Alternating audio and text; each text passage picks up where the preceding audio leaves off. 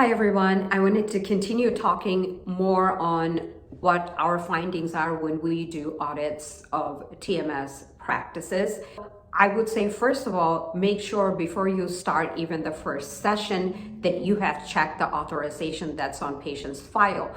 Make sure the authorization matches the patient you're going to service, because we've seen a lot of times incorrect authorization scanned into patient file, and provider or the technician takes a look at, hey, authorization is on file, starts the TMS and doesn't go back and check, and of course claim denials come in. Also check the start and end date of the authorization. That is very important to make sure you're treating the patient within the time range given on the authorization itself.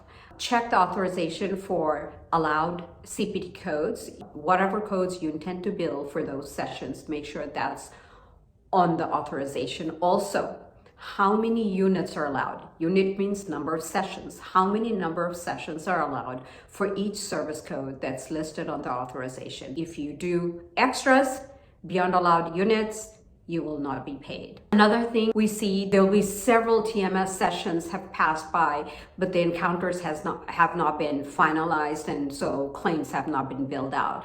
If you can finalize your claim within 24 hours as soon as possible, you don't want to wait till 5-10 sessions are over and you bill claims and now claims have been denied for whatever reason.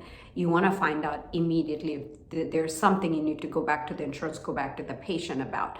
Patient plan changes, coverage changes. So try your best to finalize your encounters, bill out claims within 24 hours of the sessions. Also, we see TMS clinics where there's MDs and maybe other healthcare professionals like NPs or PAs, and TMS claims are then somehow incorrectly had been finalized under a different provider, let's say an NP or a PA, and not the MD who's actually doing the TMS. If the claim gets paid, if you're doing accounting end of the month, that's not going to match up, because whichever provider you're billing it under, when the money comes in, that will go to the credit of the provider that was on the claim. That's how payments are posted. Manual, auto, doesn't matter. That's how payments are going to be posted. If you bill it under the incorrect provider, the payment will be posted under the incorrect provider. So make sure the provider is the correct provider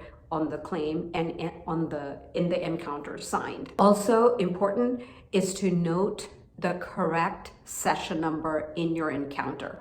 Lot of insurances, after we submit TMS claim, will come back and ask to review medical record.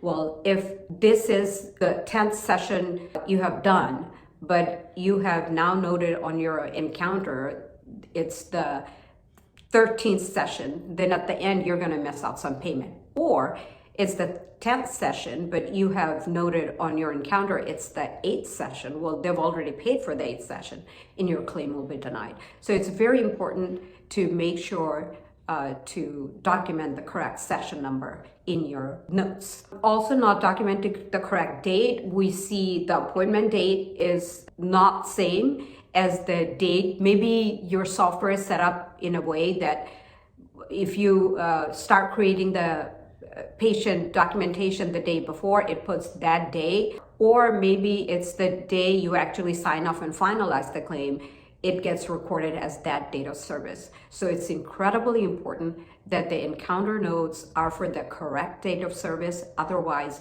you will miss out on payments if there is a medical record review. I hope this information helps. We work with a lot of TMS practices. We also audit a lot of TMS accounts, and these are some of the common issues that come up in our work. Thank you.